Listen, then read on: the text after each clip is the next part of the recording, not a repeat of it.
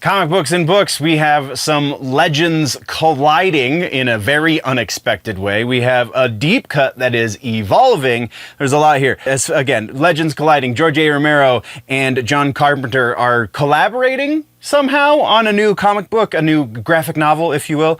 We have the X-Men. There's a deep cut villain that is not only just back, but also evolving into something else. And we have, from a galaxy far, far away, Jedi Master Fisto, I think is how you're supposed to say his name, is returning for a new horror story from Dark Horse. We've got some really interesting stuff in comic books this week. Let's get into the details and then quite a bit more, actually.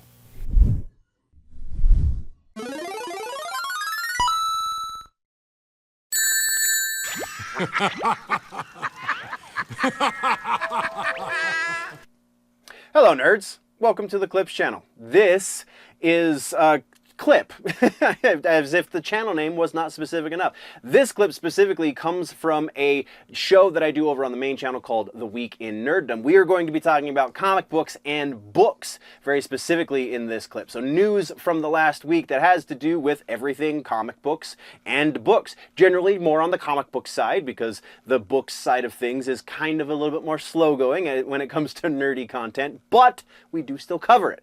So that being said, I appreciate you joining me. Let's get into the news. No trailers, no follow-ups, none of that stuff. Just regular ass news here in Comic Books and Books this week. So let's start off with the Amusement Park. What is the Amusement Park? The Amusement Park is a new graphic novel that is based on a George A. Romero movie that was lost to time. This movie was never actually made, though there is a lot about it that does still exist, which is then being turned into a graphic novel over at, what was the name of the company? Storm King Comics is the ones doing it.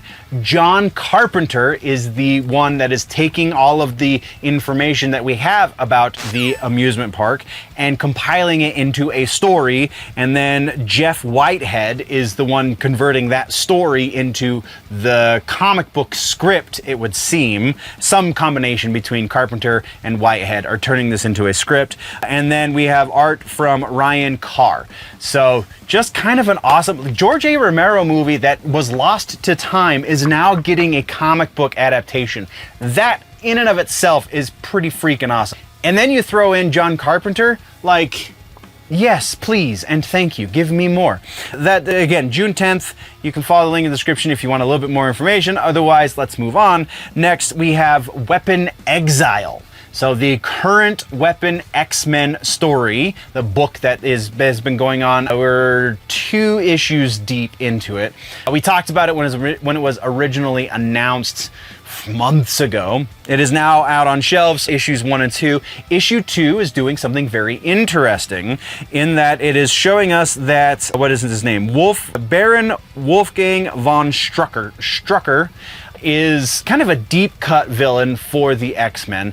He's resurfacing, but in a very unique way. He's resurfacing because he has created these Wolverines of Mass Destruction, or WMDs, if you will, that he has uploaded his consciousness into. So in issue 2, we meet the WMDs. We meet there's another name for them, but I just thought WMDs was too good to not use that as their primary reference.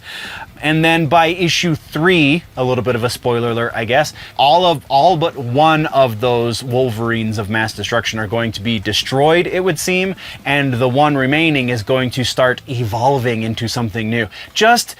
I'm always down for a specific villain for a hero, right? And Wolverine being one of the favorites from the X-Men.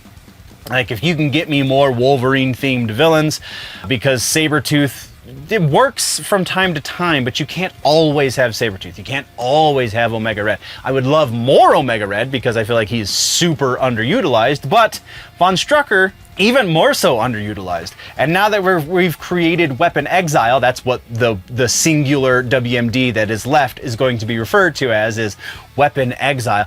What a badass name, by the way. But either way, super stoked to see what they can do for Wolverine and the X-Men. Again, in April is when issue 3 is going to be on shelves, and that is when we get the full proper introduction to Weapon Exile. So pick that one up, or just, you know, go thumb through it at your local comic book shop. But either way, it's going to be worth a read. And then our final piece of news for comic books and books is a Star Wars piece, and it has to do with Star Wars hyperspace stories. Sorry, first day, new lips. Star Wars hyperspace stories, The Tides of Terror. This is a new horror book that is coming out on Dark Horse that features, what is his name? Kit Fisto? He's returning. This is, you'll recognize him. He was in the prequel trilogy. He usually doesn't have a whole lot to do when he's on screen and stuff like this. He was the one in one of the animated series that lit his lightsaber under the water, which was pretty noteworthy because that's the first time we've ever seen such things happen.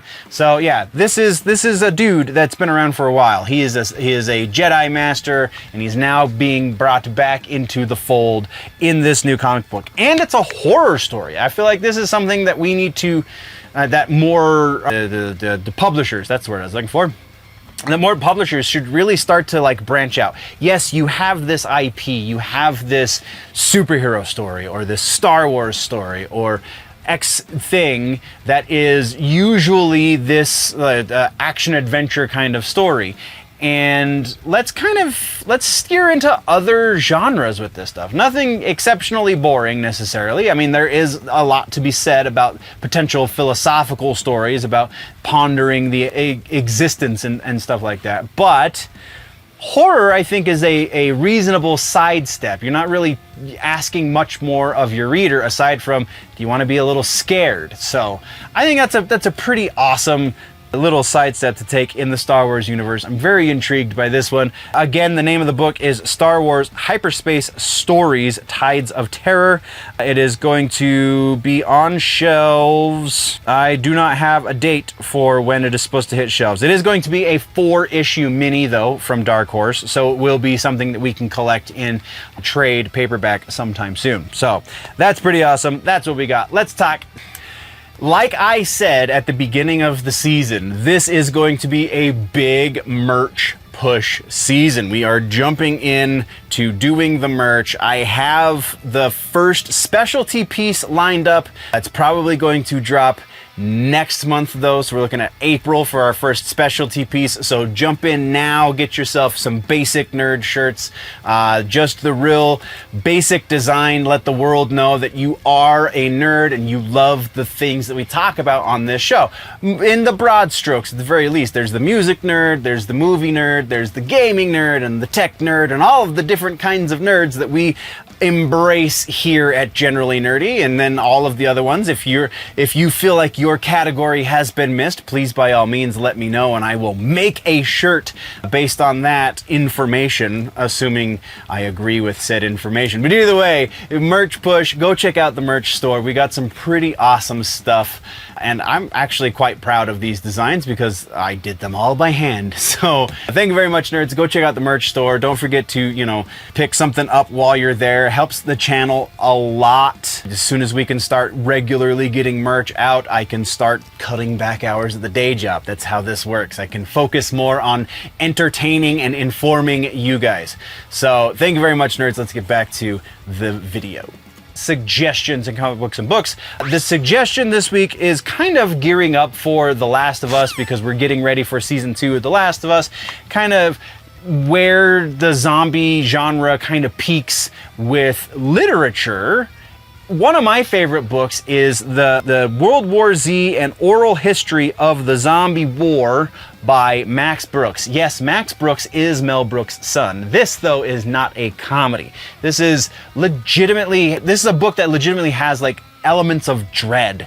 Like it's fairly light as far as horror goes, but still, there are definitely sections of this book where you're kind of biting your nails waiting in anticipation for what the hell's about to happen, because Max just does a pretty decent job of setting this up. It is nothing like the movie that we got starring Brad Pitt. This is a completely different situation. Really, the only thing that is similar between this book and the movie, there are a couple of references that they say kind of offhand in the movie, and the title.